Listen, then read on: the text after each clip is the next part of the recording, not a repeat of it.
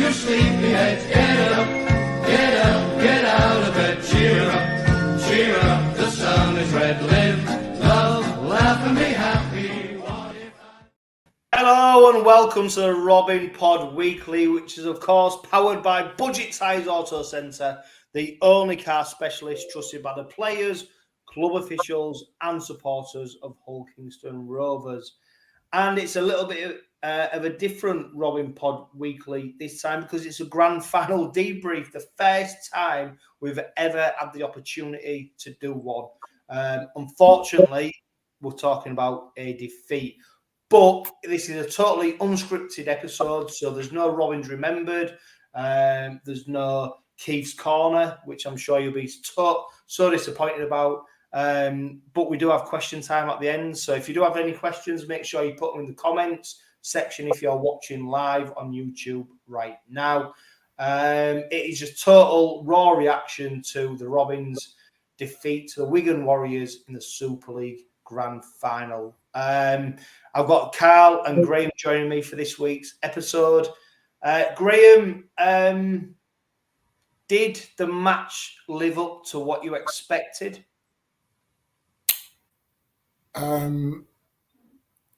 Yes, and the reason I say that is because it was, look, the top two teams almost cancelling each other out for big parts of that game. There were sort of clear-cut chances with few and far between. Yeah, I think it was. I was hoping for more, obviously, but it was tense. It was gritty. It was not much in the way of flight. It was hard. It was hard yards at times. It was hard work to make those yards, and you had to earn every metre, every single set. So yeah, I think it probably was. It wasn't the greatest spectacle, I don't think, as a rugby game, but as a supporter, then I think it was close enough to keep you interested for long enough as well, I think. Yeah, Karl, I mean, you can't deny it was the two best teams in the competition this season, literally going toe to toe, and it was almost like, for me, a little bit like a game of chess where one move, if one mistake or one bit of brilliance, that decided the game. And to me, it was enthralling as a Hull Kingston Rovers fan to be in that position, to be able to watch that game. It was enthralling. And I think a lot of neutrals actually enjoyed it as well because it was just such a tight, close game. Yeah, like you say, it kept you on the edge of your seat, didn't it? Rovers started off strong. First 20 minutes, I'd probably say Rovers was the strongest side, and like you'd alluded to a second ago there, it was that one brilliance from Bevan French. He's absolutely rapid off the mark, and he puts a left foot step on Mikey, and then he's through. So, but as a whole, I take Graham's point, and I agree. Really much so. It's one of those where the quality wasn't a great quality, but it was down to a number of reasons. Obviously, very intense final game. It's very rare you see a great quality final. And obviously, then in the second half, we had the hailstorm come down, and I think that contributed towards it. Rovers was sort of struggling on the scoreboard, and we saw a few knock-ons because they was trying to force offloads, etc. So, yeah, I don't think it was a diabolical game by any stretch of imagination, but I think it was one of those where finals never are they? So, it was somewhere in between, and unfortunately, it was that close. It kept everybody involved, and it was on the wrong side of the scoreboard in the end. Yeah, and Graham, I mean, let's just, before we talk about the game, let's just talk about the experience of going to Old Trafford and seeing Hull Kingston Rovers. Obviously, we're out there for the second time, but in totally different circumstances. Obviously, a lot of criticism about Old Trafford, the stadium, the venue, and what's going on. But as an occasion, to see 20,000 Hull Kingston Rovers supporters on a Saturday night in Manchester, in pretty much the biggest game in rugby league in our country. Some people might say the Challenge Cup, and not necessarily wrong, but when you look at all that, and it was just a massive occasion, Yeah, and I think for many fans now, it'll be the biggest game that Rovers have played that they've attended. I think you look at the average attendances that have been over the last 10 years or so, and I think this was the highest. So it sparked an interest, and again, that occasion of being in a final. Yes, we went to Wembley last year, but that occasion of being in a final has brought, it's captured the imagination of people wanting to see. Unfortunately, I was out of the country at the time and didn't get to see it at the stadium, but knowing Old Trafford very well, I still think it is a fantastic venue for an occasion like this. And under the lights, the weather's never great on the grand final night anyway, so you know what to expect there. But I just think the prestige of Old Trafford, the fact that there was best part, 68, 70,000 fans there watching it for an occasion as a player as well as an occasion. I think it does have that magic of being arguably the biggest game in the calendar. Yeah, and I'll tell you what, Graham. So great point to make, because you know what, I hate watching. I only watch Rovers back on TV when they've won. So the replays and all stuff like that. So I've not had I've seen the highlights, but as someone who watched it on TV, tell me about the spectacle of it and how it came across, because I think in the stadium, and I'm sure probably Karl will agree, it felt special. But this is like big time, isn't it? For me, it felt big time. Yeah, it did, and I think if you'd have seen the advertising that Sky did before it, where they got the Soccer Saturday crew to do a bit to camera, and a few other of the Sky non-rugby league presenters were doing stuff to try and promote interest in it. But I think the actual occasion itself, there's a lot of sort of spectacle around the game itself. The pre-match build-up is all week long. From the Monday when they turn up and do the pressers and speak to the captains and the manager, the coaches, etc. So the occasion is a 5 or 6 day occasion. It's not just about the 80 minutes, albeit the players and the coaching staff, I'm sure, would just love it to be that 80 minutes. But there's a lot of noise and there's a lot of business to get through before you get to the game. So all of that, depends how you take it and how you deal with it. It can either add to the tension or it can take you back that you've got the grand final on Saturday. So that whole build-up of the week and the pressers done from there and the coverage that it was getting was good. The occasion itself, I never think that being live and in the stadium is the same as watching it on TV in terms of absorbing. Comes across as ever, and unless you're in the thick of the noise and the colour and people, I don't think it ever comes across the same on TV. But as a spectacle, it was getting upon the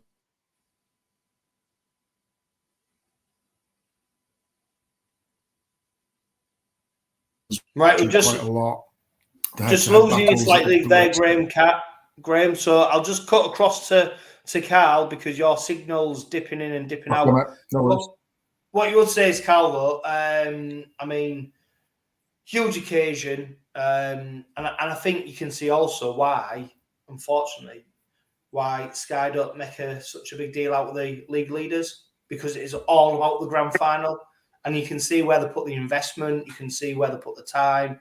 That grand final coverage is where it's at, and league leaders, people have lots of opinions on whether that's actually the best one to win or whether the grand finals to win. But what I do think the competition's made is such a huge spectacle, and as a Hull Kingston Rovers supporter, it was just great to be part of the big party. They call it the big dance. It was great to be part of it, and I do think that's what came across. You felt like you was at something really special, which is why the Robins were backed in such huge numbers as well. Yeah, it was always going to be a great spectacle for us, because obviously it's the first time we've ever been there. So regardless of the quality of the game, the whole week leading up to it and the media attention, it it draws, and obviously the history that goes into Old Trafford and what's gone before. The proof is in the pudding that it is the showpiece event of the year, and that's why they throw all the eggs in one basket, don't they? So yeah, it was great. It was and what I would say is, regardless of all that, the biggest thing I took about it, the amount of families, the happiness on people's faces. You know, yes, we wasn't happy with the result, but the way the game and the atmosphere and everything that's created, what's gone before, gets all the families together, and just the happiness it creates in and around the club, the city, all those things. They're only the small things, but the noticeable things, and that is all created by the big dance, as you called it. So yeah, it was an absolute spectacle of a day of an event. So yeah, it was brilliant.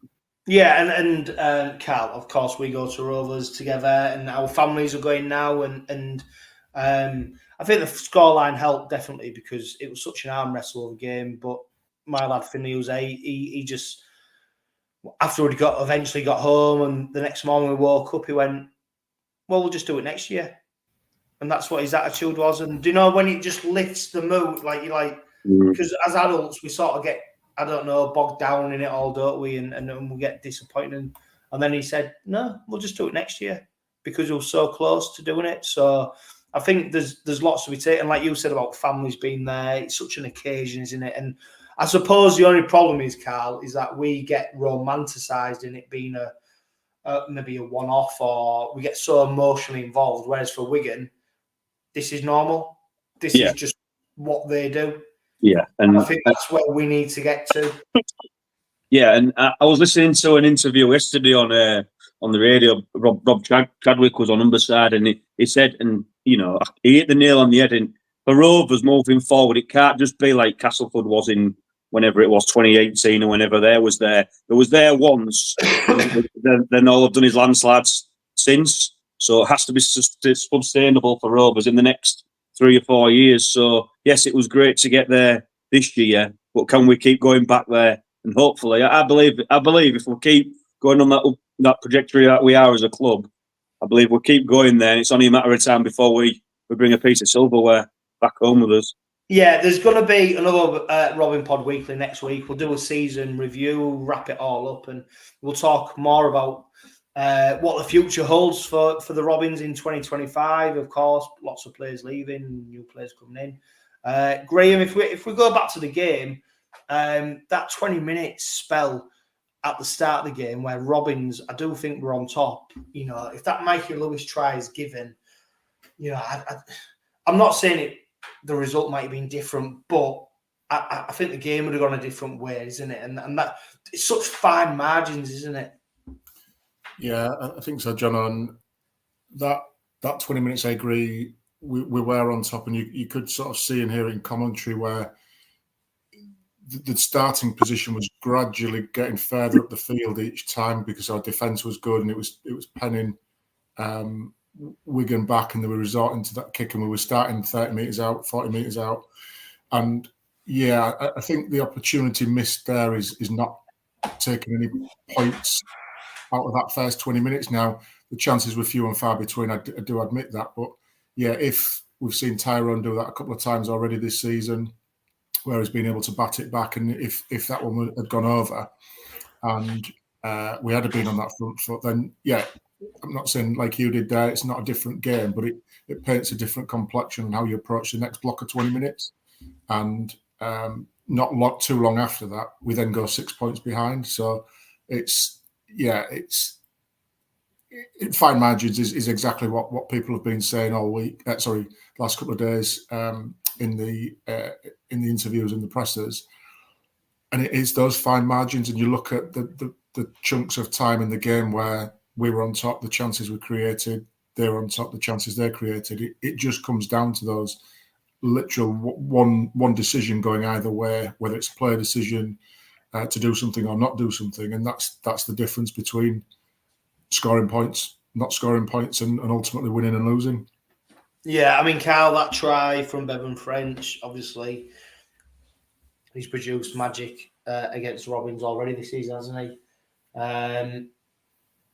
We saw him break the line once again.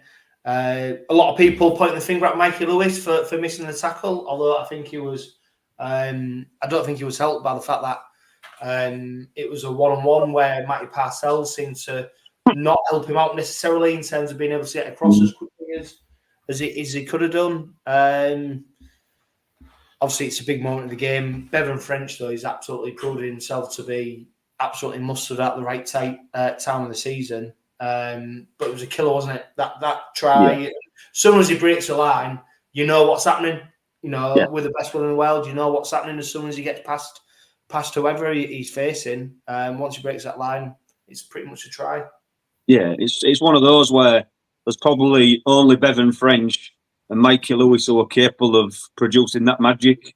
Because like Graham alluded to earlier on, it literally was far margins and literally that, and I think it was the penalty that was a difference. Literally that was it. But going back to the people blaming Mikey Lewis for it, for me, it was sort of one of them where he had, I think Parcells was so far over to the right, Farrell was looking to come through a bit of a dummy run, and Mikey Lewis has got sort of stuck in between, do I go to the man with the ball or do I take my lead runner, and that split second give the fastest man in Super League the split second he needed to break line and get through, and then as soon as he broke the line, you know, Usain Bolt wouldn't have caught him, would he? So yeah, he's just magic, and like I say, there's only one or probably two players who could produce that magic on the biggest stage, which is the grand final. Yeah, and to be fair, mate, I think he'd have beaten and raced the train. I think he'd have got 2 tickets to London based on the speed of that. He was going that fast. Graham, I mean, I don't think that's an accident. When I've looked it back, I think that's a play that they've come up with, and they've identified a little bit of a weakness in the Rovers' defence, where they've realised if they can get Bevan French one-on-one with Mikey Lewis, that they can make that break. And these are the that, like, sometimes things aren't an accident. They actually plan to do this. And what Wigan have been is meticulous in their training and planning for this game. And there's no doubt that they will have looked at where. And in a grand final, Graham, you will have to get it right once for it to pay off. Yeah, 100% about that meticulous planning. I think that goes into it. And like I say, when the ball's in the fastest man in Super League's hands, he does only need that half gap. And I think if you watch it back and you see the sort of view that almost Niall Levels had, so from over the backs of the Rovers' shoulders, the gap between Parcells and Lewis isn't huge at all. It's not a gaping gap. It's just maybe half a yard, 3/4 of a yard too wide. And when he does that step, there's a photograph out there that Mike is flat on his heels, and you cannot react to that when you're flat on your heels. So, and then in the same moment, Parcells sort of going up around that chest area for the tackle, and he's physically strong as well as Bevan French. So there's nothing around his legs or waist to stop him moving. And yeah, I think as Karl said there, it was a decision, that they've taken to organise themselves, possibly identify Farrell as that dummy runner, and bought it, and that's just given him that half yard that he needs additional to the players' gaps. And once he's got through that gap, like you've both said, he's gone. You're not going to catch him. But again, it should have been, for me, a preventable try, not looking to sort of pass any blame here. But you look at that, as soon as he's got ball in hand, everybody should be on red alert for that. You know exactly what he can do. There's no sort of excuse for not recognising that, we didn't realise he was going to do that. So maybe there's a learning piece there about, concentration at those crucial times when he's got that ball in hand. Like I say, it's all water under the bridge now, but you look at that moment and there was nothing else in the game, really. It was very even across that piece, apart from that one moment of brilliance. What you would say is, Karl, I mean, it's, in real time, the game is so fast, isn't it? Like, literally, one step to the left or one step to the right presents the opportunity, and someone as good as Bevan French or Mikey Lewis on the flip side, or, go through that gap. It's just so fast. And I think that's sometimes where, you can watch the highlights, you can slow it down and go, well, he should have done this, he should have done that. But in real time, with the emotion, everything that's in your head, yeah, it's easy to go, he should have just tackled him. In reality, can you imagine? It's like a steam train coming at you and saying, "Oh, dodge out the way of it." Well, yeah, we all want to do it, but doing it's a different thing. Yeah, it's one of them. It's you sort of can't coach against it, can you? It's it's off the cuff. It's backyard footy, so to speak. And like Graham said earlier, there wasn't no. Normally Bevan French's job is to bounce around the line, looking for a lazy defender on the heels, but there was just none of that, was there? It was, I think, literally, Mikey had seen Farrell coming through. He had a slight glance, and as he's glanced, bang, Bevan French is through the line, and I felt a bit sorry for Niall Levels, if I'm honest, when I watch it back, because he's got no chance. He just waved the white flag in that situation, and unfortunately, it's just one of them. He's an absolute outstanding player, isn't he? And yeah, it's sort of undefendable, really. Yeah, Graham Smith obviously gets the drop goal right. Well, pretty much on the hooter, doesn't he? I mean, for me, that is smart play. He could have just passed it and seen the set out and gone 6-0 up, but he's had he's had the idea of going, right, no, let's get some point. For me, I think that's where, I don't know what you think, that was where the game was won, because it just nudged Wigan forward again, and that was their game plan, just to keep nudging and nudging to a 2-score game. And that's where I thought, if I'm honest, mate, sat in the stands, I thought, they're playing for this. They know it's not going to be a high-scoring game. They're backing themselves in defence, and what they're doing is, just as long as it's a 2-score game, they're happy defending it. And that's what that drop goal, thought, yeah, you guys, you've not got us, but you know what you're doing. Yeah, 100% agree with that, John. And if you look at where the clock is when that drop goal goes over, the hooter goes, at that point as well. So that's smart play. Again, could we have stopped that? Could we have laid on a second or two longer? Running the risk of a penalty, for example. I don't know, to see that clock out. We've had experience of not laying on before and drop goals going over against us. But I think in the context of this game, it is a psychological hammer blow as well, in terms of you're 1 score behind it and now you're 2 scores behind. That's what I was just going to add, Graham, as well. Going into the changing rooms, the conversation, the mood's a little bit different, isn't it? Because you've gone from being 1 score to 2 scores behind, and all of a sudden, Woody Peters has got something in his mind what he's going to talk about, which I'm sure he probably still delivered anyway. But the realism is the scoreboard's different. Yeah, and if you look, for those that have sort of seen the sort of context of last year's game as well, guess how many tries Wigan conceded in last year's grand final? 0. Exactly. Yeah. Against Catalans. So again, their game plan is, we'll get a little score ahead and then we'll defend up for our lives to save it, and we'll keep it, not too flashy. We'll just defend, and that's the way they play their game at that particular Saturday in October. Been there and done it, haven't they? They've got the experience, to manage your game, don't they? So that's why they're the best at the moment, aren't they? They've been there, they've done it, they've got, they've got round pegs in round holes. They know the drill. They don't have to be so flashy. It's just polished. Their work's polished with French and Field out the back. You watch most of their games and it's defence based in it. When they're not playing great, they keep themselves in the game, and then bang, they've got individual brilliance to get over the line. So it's just experience, savvy, know-how, whatever you want to call it. They just do the job, don't they? They're a well-oiled machine. Yeah, 2 grand finals have not conceded a try. Yeah. I think as well, when you play Wigan, you're not just playing the 13 players who are starting, the substitutes, the coach. You're playing the kit man. You're playing the secretary of the club. You're playing people who have done this before. So you're playing a mentality, a different. When they go to Old Trafford, it's not, almost like, oh, let's see what happens. You're playing. No, when we come here, we've done it before.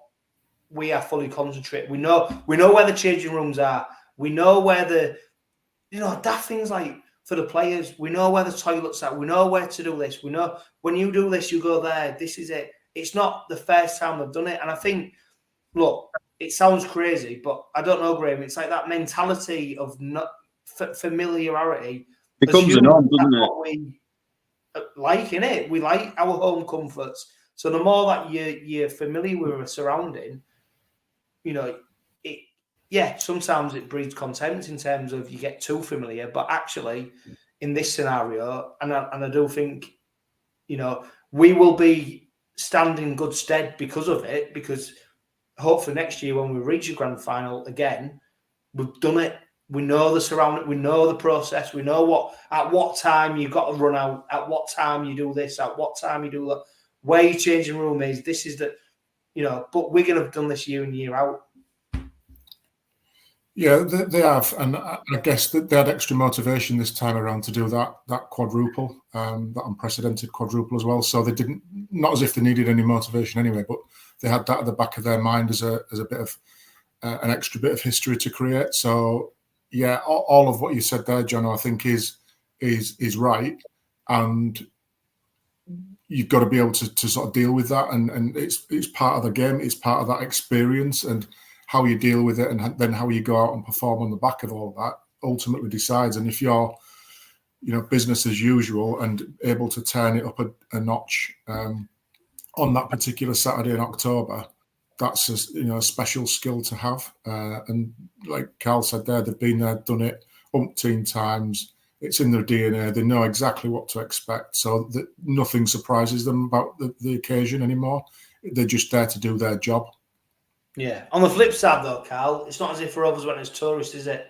Sort of just hoping to win. They went there as, they went toe-to-toe with the best team in the competition, a team that's won 4 trophies in 9 months, and they did go toe-to-toe. So it's not as if they went there and just sort of took in the surroundings and enjoyed the experience.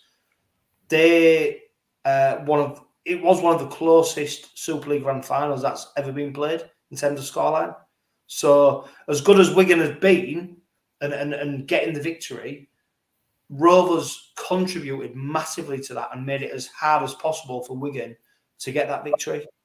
Yeah, without a doubt. And I think that backs up when you look at the season as an overall, the sort of only Rovers that have really troubled Wigan in terms of the league games. So I think that backs up what you're saying. We wasn't there to get the numbers up. We all genuinely thought that we'd have a good chance of winning, and that's not been said in the past, has it? Even in playoff games, we've sort of, Rovers are there, they might do it, they might not. There was a genuine belief that we could trouble Wigan, and I thought we did for the first 25 minutes. So yeah, like I say, Wigan are the only team that's really troubled them all season. But they're just a champion side, aren't they? Quadruple in 9 months, like you say. And as much as it pains to get beat in a grand final, you just got to tip your hat to them at times, haven't you? Because they are ultimately the best team at the moment.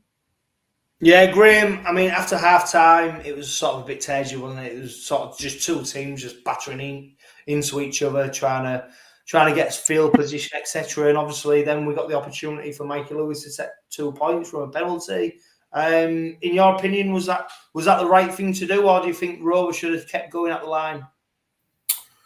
I think in that first sort of 10 minutes after half time, I think there was a couple of really good chances that we bombed, and I think that's those fine detail moments of and people call it icing the opportunity. Peter's alluded to it, and there was 1 or 2 on each side that we didn't take. It paints a different picture. You don't necessarily need to take those 2 points if we convert them, but I think it's just those, were we too, before that penalty went over, were we too sort of cautious in our approach when we're in that last 20 metre zone? I take the risks in that red zone. Could we go and win it from that? It looked like we wanted to, but we just didn't have that belief that we could do sometimes, especially when we went out wide and it was a stray pass out to on the right hand side, and think Hawley got bundled into touch as well. And, you know, there was opportunities there and we were moving the ball quickly. But then we seen on that final execution just to come short. So when that 2 points on offer came about, you look at taking that, getting 2 points on the board, you're then within a converted try from taking the lead. So I can understand it in a final with 20 minutes to go. There's still plenty of time in the clock to do that, but you've spent an hour and you've been knocking on the door a little bit, but we haven't really had that sustained pressure. We haven't really looked like we could get over the line. So I'm probably of the mindset that it was the right call to make and give us that belief, that extra bit of belief.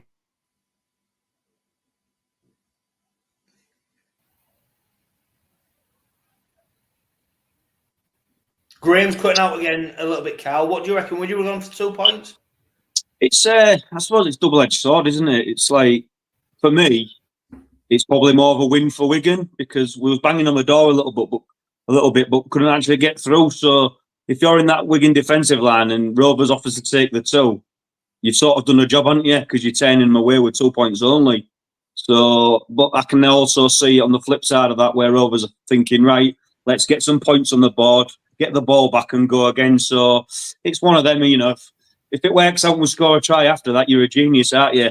And if it turns out like it did and it just didn't quite get us going, then it's one of those where you think, well, coulda, woulda, shoulda. So I can see the argument for both. You know, if it was me and it was my personal choice, I'd have run the ball and just kept banging at their line. But it is what it is at the end of the day, and they thought it was a great thing just to get some points on the board and go again.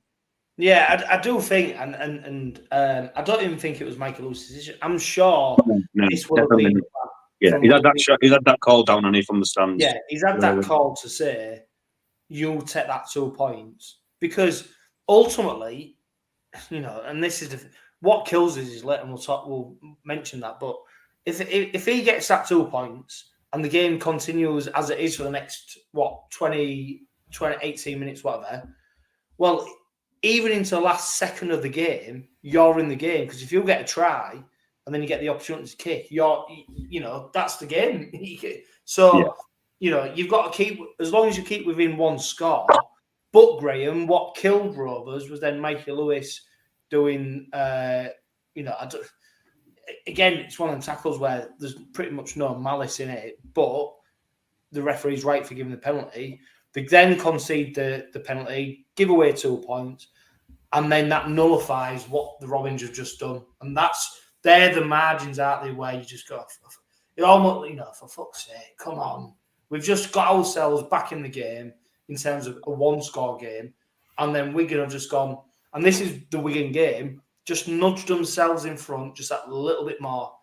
And that killed us. I think that was what killed us, really, in the end. Yeah, that penalty was not a great one to concede. There was no, like you said, there was no malice in the tackle, but by the letter of the law, he has gone over the horizontal, so it's a definite penalty to convert it. And it, like you said, that hard work of 20, 25 minutes, whatever it was, of trying to get back into the game, now leaves you with 15 minutes to go back to square one and you know, puts you 2 scores behind again. So again, game management, decision making, fine margins, whatever you want to call it, all bundled up into sort of 1 minute, you know, of action there. Again, it just gives them a lot of air in the tyres, and it lets a lot of air out of our tyres at that particular moment. So yeah, it's again fine margins. Yeah, and Karl, I mean, as the game sort of went on from that place, we had a go, didn't we? We was trying to get something going, but Wigan just kept, you know, their defence was just superior, wasn't it? We just couldn't get through them, and we didn't come up with any miracle plays. We turned the ball over. We was trying stuff. I don't want to say to the point where we looked desperate, because I think it was within the game plan, but I genuinely think, even if we was playing now, we just couldn't break through them in terms of scoring a try. It's credit to Wigan for what they did in terms of defence. Yeah, and at that point, Chris, you're chasing the game as well as the clock, aren't you?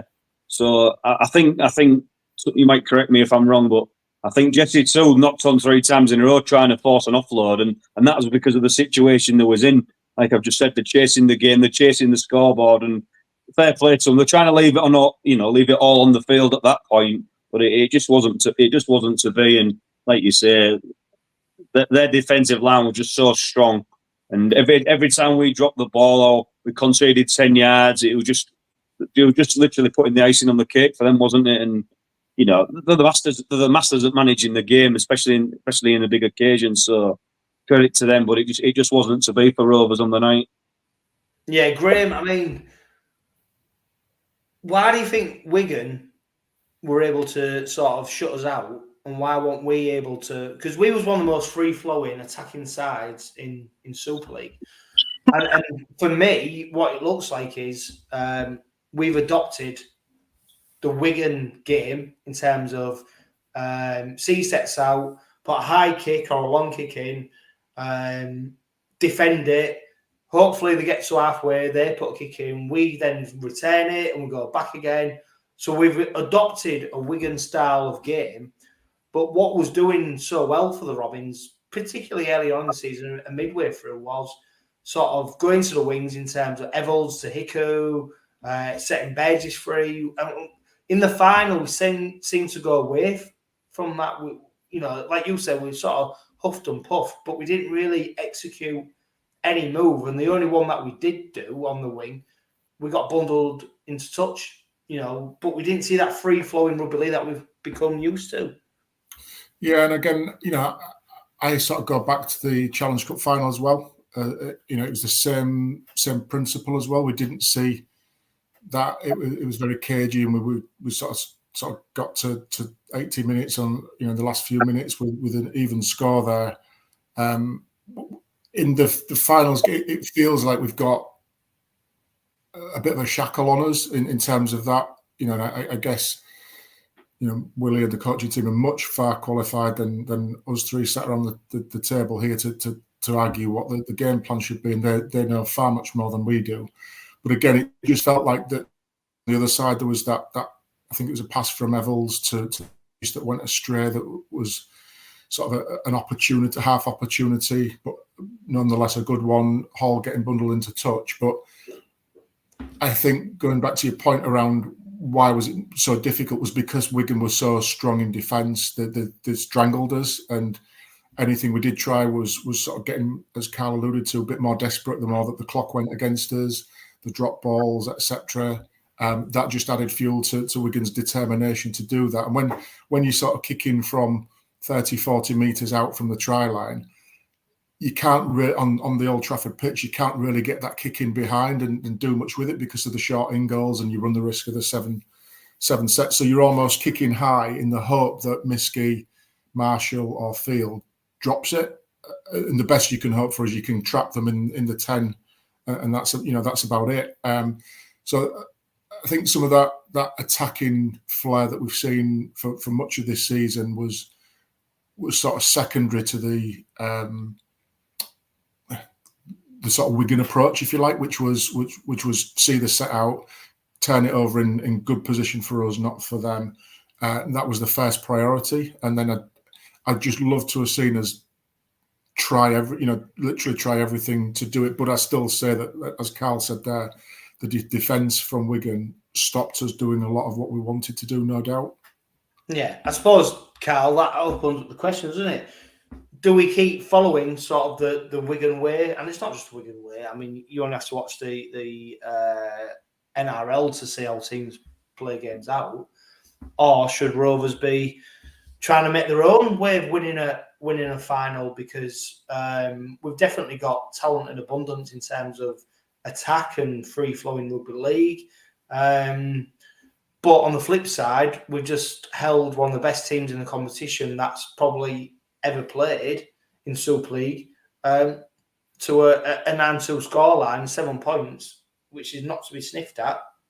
So I don't know, where do we go from here? What's the next? Do we keep doing the same? Do we keep sort of following the Wigan approach? I don't know. What do we do for hopefully next year when we're getting another grand final? Yeah, historically, the game tells you that defence wins your games, doesn't it? So I think a lot of what our Rovers do, that when they're playing certain teams, they put a bit of defence on them. And when they've weathered that storm, Rovers have got the attacking prowess to put points on the teams, which gives the opposition a little bit less confidence. Whereas with Wigan, you've really, really, really got to be out of your skin to put these points on them. So a lot of the teams I've played this year, you can defend the line for 10, 15 minutes, and we know we've got the X factor to go up the other end and win the game within a 20-minute spell. Whereas, and like we keep saying all night tonight, it's the finest of margins against top teams like Wigan. So I don't think we can read too much into what we need to change. I think the ethos of defending well and attacking on the back of our defensive is our style of play, if you like. And I don't see that changing so much. I think it'll be more personnel change, like with Davies coming in for Hall and etc. with Hargreaves, and if it's a few straight swap in terms of personnel rather than style of play or what we do as a squad. So I just don't see too much change. I don't think we need to change a great deal. I think it's just a case of icing the moments in big games, and the more we're playing these big games, we experience these moments, and the more we get used to these moments in big games, we'll prevail eventually. Yeah. Sorry. I mean, Graham Karl just mentioned there Ryan Hall as well. I mean, he came up with one of the biggest moments in the game, didn't he? When he stopped Wardle from scoring. An absolutely tremendous tackle. Not just to dislodge the ball, but to track him as well. Ryan Hall turns up on the big stage, and we're going to talk about Ryan Hall in the season review next week when we do another Robin pod. But that was a big moment as well, wasn't it? Because if Waddle scores that try, you're looking at it and you're going, that's maybe the game gone there. Of course, we went on to lose, but that would have maybe that would have, I don't know, put to sleep almost. Yeah, I think just going back to Carl's point briefly, Johno, and again, if you look in the chat there, Mr. Hull Rockers had made a fantastic point relating to what we were talking about there. And if you look at the game we played against Leigh away and our style there in Salford, the Warrington game, where we were the ones strangling opponents and not letting them play. That's exact. I think it's a great point that is made there around that, and we've just had it done to us on this occasion. So yeah, on the Ryan Hall bit, it was a pivotal moment in the game. There was that opportunity.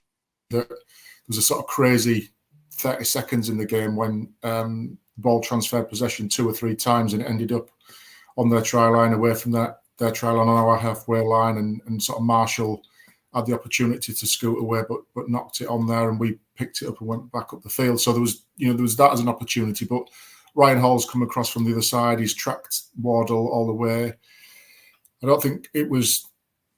Yeah, I think it was a great tackle. It was the way that the ball squirted out from the impact on the floor rather than a sort of ball and all tackle. But the importance of that moment within the game, that absolutely kept us in with a sniff.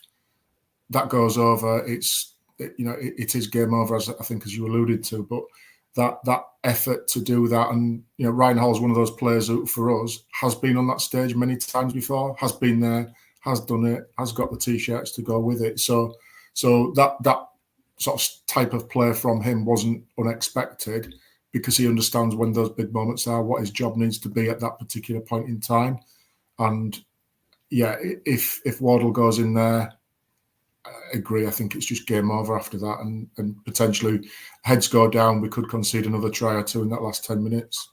Yeah, and I'll tell you what, Karl, going back to Michael Lucy's 2 points, at the time in the ground, I had a salon view. I didn't realise how close he was to missing it. Yeah, it took the paintwork off the right upright as we was looking at it. So yeah, it was close, but it is what it is, mate. And it's it's progress all in all, and that's the main thing for us supporters and OKR, isn't it? So it's all progress. Yeah, Graham, if we play Wigan in the grand final next season, based on what you've just seen a few days ago, what do we need to do better or differently? I think there's obviously learnings to be had, and again, I go back to that Challenge Cup. We had a big game and an opportunity there? Have we learned and done anything differently this time around to try and get us noses over the line? There's still things we can do better. You know, those individual moments in attack. I think we had opportunities definitely, but we didn't take them. In being able to convert those, because, you know, as Karl said right in the beginning, it's a final. It's not going to be a high scoring game usually both ways. It's, you know, either a blow or a low scorer. So to take those moments when they do come along, and you might only get 2 or 3 in the whole game, to be ready for those moments when they come along and take them and convert them, I think we need to be better at that in these big moments. Defensively, I think we were very, very good. You know, limiting them to 1 try only. Well, it was all that mattered in the end, but limiting a team like Wigan to 1 try. So I think defensively we've got the basis there of a very, very good setup. As you've alluded to, with the new personnel coming in, let's hope the system remains, and the intensity, the effort levels, etc. All things which Willie Peters goes on about week in, week out are important to the squad. Let's hope that continues as well, because that sets the platform for everything, I think, is those effort areas. So, yeah, I think it's just those fine margins, like we've said 100 times tonight already, about those just key moments, making the right decisions at the right time to get us noses of that. And we're not far away. No, we're not. And I think what gives credence to what you've just said, Graham, and I'm desperately trying to find the result, but in terms, here we go, I've got it. So in the last 4 games, Wigan, they're on 26 fixture. They scored 38 points over Leeds without conceding. They scored 64 points against Salford without conceding. In the semi-final of the playoffs, they scored 38 points without conceding. And then the grand final, they scored 1 try. You know, and obviously them teams are at different stages of the season whatsoever, but it was a phenomenal defensive effort. And I think that's sort of getting lost a little bit in terms of the narrative of the game, in terms of, we choked. When was the last time they conceded a try, Johno? Well, it was against 𝗀𝗂𝗃𝗀𝗏 𝗔𝗂𝗏, wasn't it? Yeah, round 24. Exactly. You know, and you know, so it could, you know, 2 sin bins and we win that game, and could be a completely different outcome. Yeah. Blah blah blah blah. That's the margin. But I don't think, Karl, we are the only team this season who has really ran them close. Not only close, but literally gone toe to toe.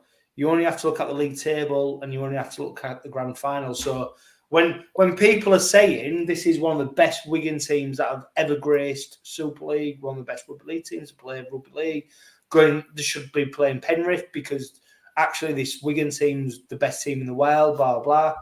Well, I tell you what, mate, we're not that far behind, are we? Based on what we've done this season. We're doing something right for sure, aren't we? You know, I wouldn't have said that 4 or 5 seasons ago, would we? So that on its own is a massive compliment to everybody involved at 𝗀𝗂𝗃𝗏, isn't it? So, yeah, it's nothing but positive. And, you know, even though the final hooter went on Saturday, and I was sat there with my family, I seen some guys around me actually crying and all the rest of it, and really, really emotional, upset. But my first overriding emotion was pride. I was so proud. And I think that's where the club's gone in the last 2 or 3 seasons, you know, maybe slightly longer, but yes, gutted. But it's just a credit to us all, isn't it, and who's involved. And yeah, that stat you've reeled off there, that just shows you how good Rovers are if they're the last team to, you know, Wigan to concede to. So yeah, I'm positive about everything at the moment. So yeah, it's great.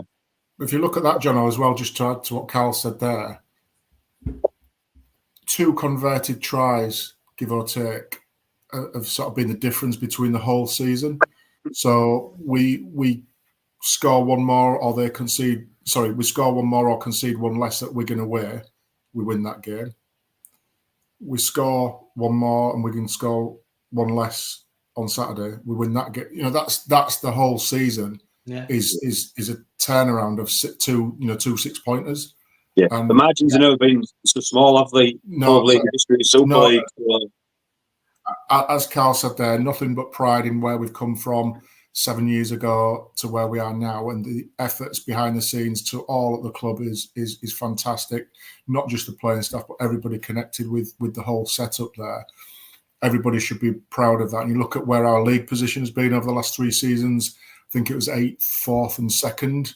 So that progression in terms of league consistency, which is one thing that we said, look, we don't want to be just a flash in the pan when we make the playoffs. It needs to be a consistent one now. So now we're getting into that bracket of consistently making the top 6, challenging for those semi-finals and now the finals. So I think everybody connected with the club has done a fantastic job so far. Now we just need to everybody keep pushing in that same direction to make that final step forward. Yeah, I agree. I mean, all I'll say is I was when I first got back on the coach in the rain at Old Trafford and we'd lost. I was right moody bastard, and everyone's telling me to be positive. So yeah, but we're had a great day. This is great, It's like, and I'm a bit more like, at the time. Obviously, I've reflected now. Yeah, at the time, it's like, it would be nice to see Rovers win, though, wouldn't it? Oh, 100%. 100%, mate. We've got pride, and we've had a great day out, and we sort of fall in love with ourselves for being great supporters and a great fan base and all this blah blah blah. It'd be nice to win, though, wouldn't it? That's the next step. We don't just want to go for a nice day out. The nice day out should be secondary to the winning of it. And look, 100% that's the motivation behind everybody connected with the club. As to that next step forward, that's our goal in the next couple of 3 years to bring some silverware. And I think once it happens, then hopefully we can maintain that level of performance to start. Hopefully a successful era of the club, but the first steps have to be getting all the building blocks in place, building that steady progression with the coach at the helm. I think we've got a fantastic coach there to lead us forward and do that. We've now got a style of play and a work ethos that lends itself to that. We're now putting the performances that justify us being consistently in that top 2 or 3, 4 positions on the league ladder. We've now got, people were crying out for new names to be at the grand final. They've had it recently. They've got it again this year. And it can only be a matter of time because we are going in the right direction. Yeah, I tell you what, Karl, as well, what Graham just said there, people desperate for new name on the grand final trophy. I think the final delivered, not necessarily who people outsiders might have thought would have won, but it delivered a good final. We get ourselves wrapped up in terms of the more points on the board, the better the game. Well, for me, the spectacle of a 10... I think it goes the other way. When it's like a 9-2 game, it's more absorbing than a you score, we score game. And I think on the big stage, we didn't get the result. Of course we didn't. But we delivered a final where...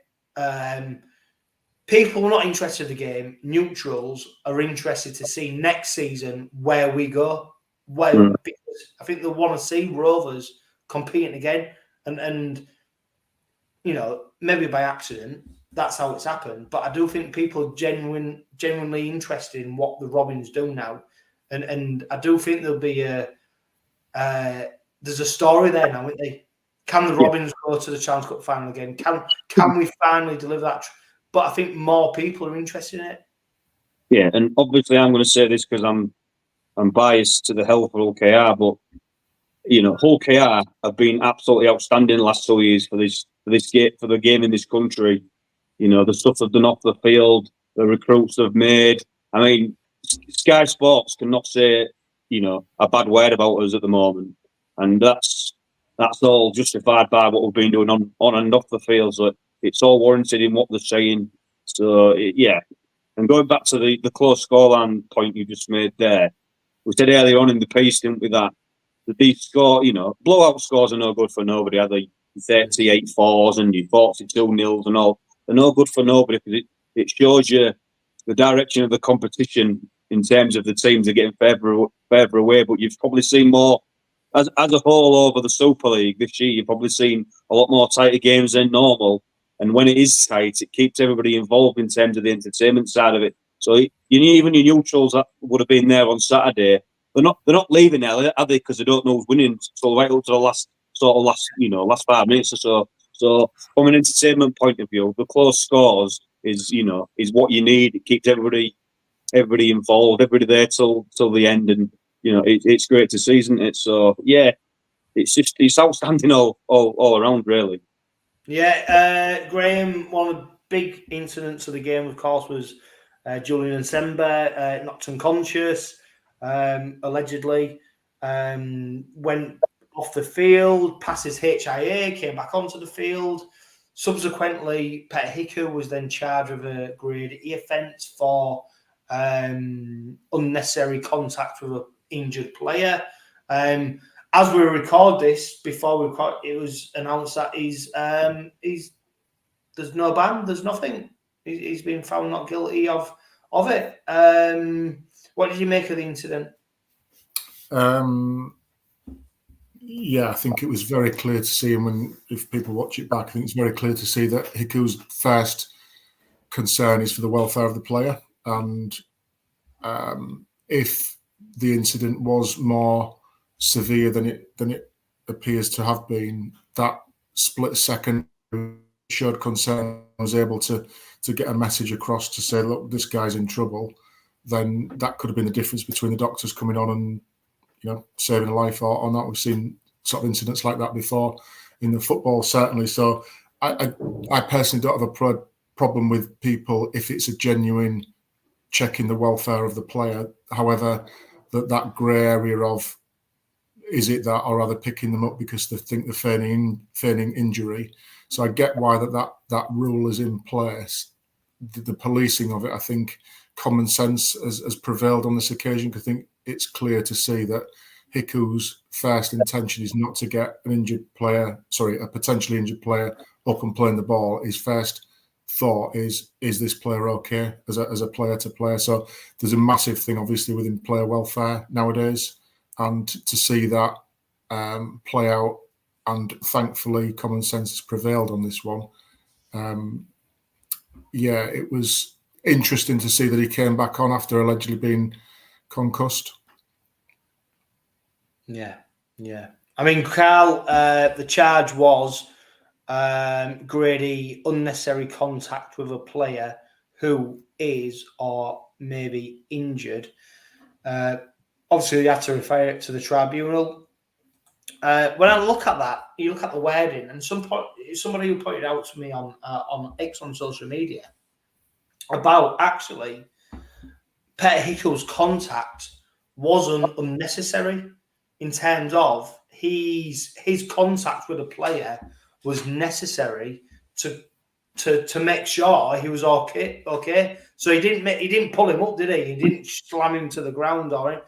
What he did is he made contact, which is necessary to allow the referee, I think the physio was at the side of the pitch, to say, no, come on, he's not good. And I think that's where, I've not seen the minutes from the RFL track, and they'll publish them, but I do think that's where he's probably got away with not being charged, in terms of actually he just checked on him. He rolled his arm, he looks at him, and then when he saw he wasn't in a good spot, he waved him, said to the physio who was next to him, just come and check it. And I think it was the right decision. Yeah, I don't like to speak about referees and bagging the RFL and all that type of stuff, but I mean, do you know when they give an initial grading out? So if it's a grade E offence, is there a certain? Am I right in thinking 3 to 5 games is a grade E offence possibility of? Yeah, I thought it was 4 to 6. So my only injustice with it all is, how do you go from possibly having a 3 to 5 game match or something like that, and then when they go to the tribunal, it's literally, you get nothing.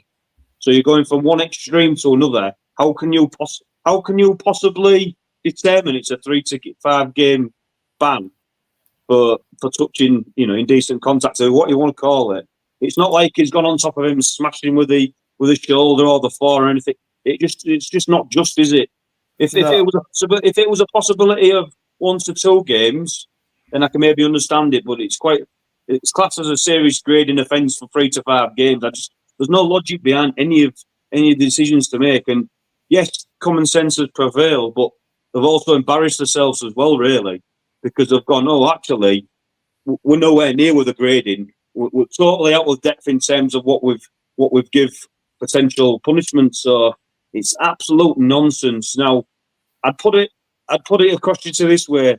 So, say for argument's sake, the doctor's further away. If 𝗬𝗂𝗧𝗏 puts him in the recovery position because he thinks something seriously wrong with him, is he getting banned for that then, even though he could possibly save his life? Yeah, and I know what he's saying, Karl. It's a grey area, I get all that. And you could go to them far ends of the facts about it, but it's just absolute nonsense. Absolute nonsense.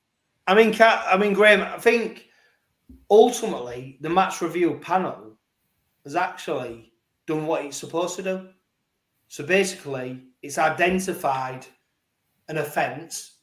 Now they've not made him guilty of that offence. What they've done is identify the offence and then refer it to a tribunal to say, well, hang on, he did make contact with an injured player and he shouldn't have done.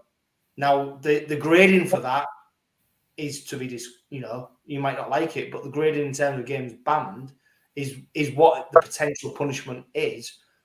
But the whole point of the tribunal is then to look at it, to go, actually, let's discuss it, let's see what happened, let's reflect. So I know what you're saying, Karl, because on the face of it, it looks like it shouldn't even gone to the tribunal, but in reality, it has to, because that is the discipline process. That is, so no one's found him guilty, and I think sometimes actually the process, what they've gone through, is the right way of doing it. They've done it the right way.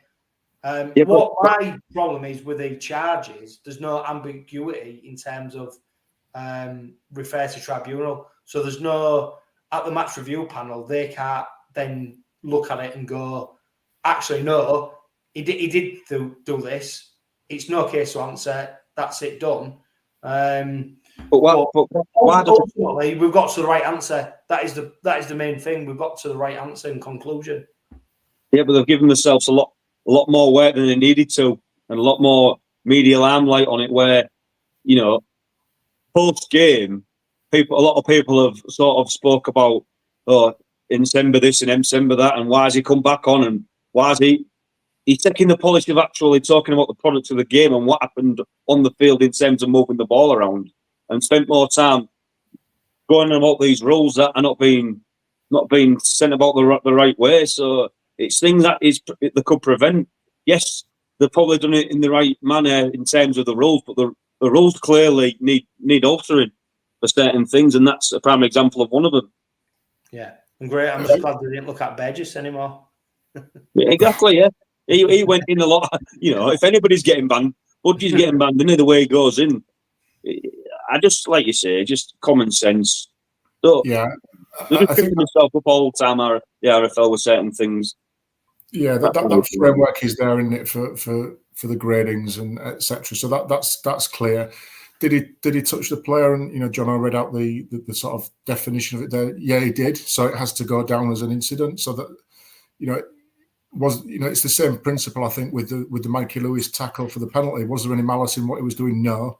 They got a penalty for it, but in this occasion, he got they've recognised there's been an incident. However, they're not the judge and jury on it. It's like sending it up as make a decision, on the VAR or the video referee. They've not made a decision on the field about it. They've sent it up and said, you make the decision. They've said, we think there's an issue here. The tribunal said, not on this occasion, which again, I think I agree with Johno. It's done exactly what it should do. Yeah, I agree to an extent. I just think why do they have to give it a grading before they've made a decision on the outcome? Because that's just the framework, isn't it, Karl? That's what the grade of that offence carries. It's not. Well, it's not the good news is the right outcome all over across the board. The right outcomes come about, hasn't it? And 𝗬𝗂𝗧𝗏's free to play, and he's not suspended for pre-season. I don't think the suspension would have included International Rugby League anyway. So it would. I think it would, Johno. said so in the press. It said he was potentially going to miss the beginning of our season and the internationals as well. Yeah. Well, the good news is he isn't. Graham, we've just spent 10 minutes talking about something that isn't going to happen. Hey, welcome to Rugby League. Recently on the RFL judiciary. Exactly. Yeah. Graham, what do Hull Kingston Rovers need to do to win a grand final? Go away, clear the heads over the break.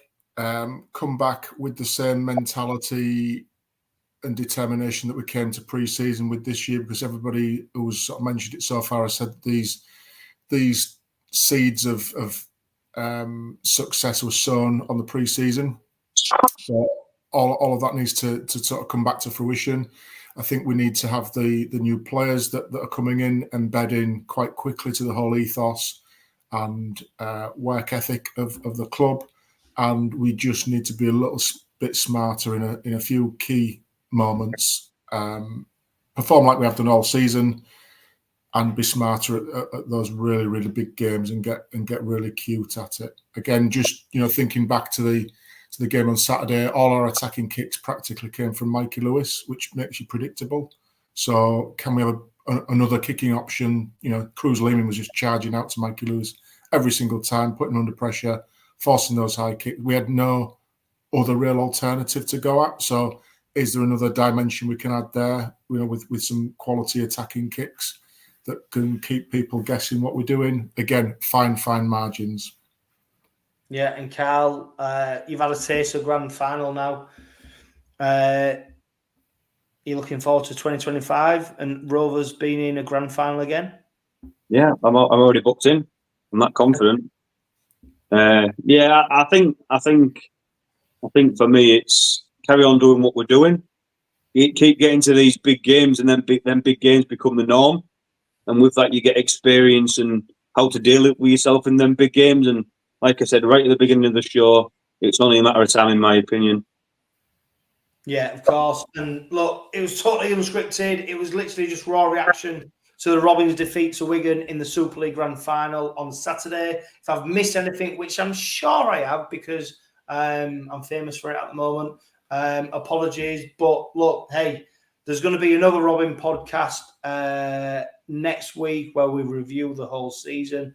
We take a look at all the players. We look at games gone past. We look at season highlights, lowlights, what we could do better, etc., etc. So it's sure to be another good Robin Pod weekly. And of course, a huge thank you to everybody who tuned into last week's Robin Pod, the grand final special, and watched it on YouTube. It was the most listened to episode and most viewed episode of the season. So thank you. And you are pushing us nearly to 100,000 streams on podcasts, so which is magnificent. So thank you to everybody who's tuned in, everybody who's watched it, everybody who's commented, everybody who contributes on the socials. It's great to have you on board, and we look forward to seeing you next week for the Robin Pod Weekly review of the season. For now, though, live, love, laugh, and be happy.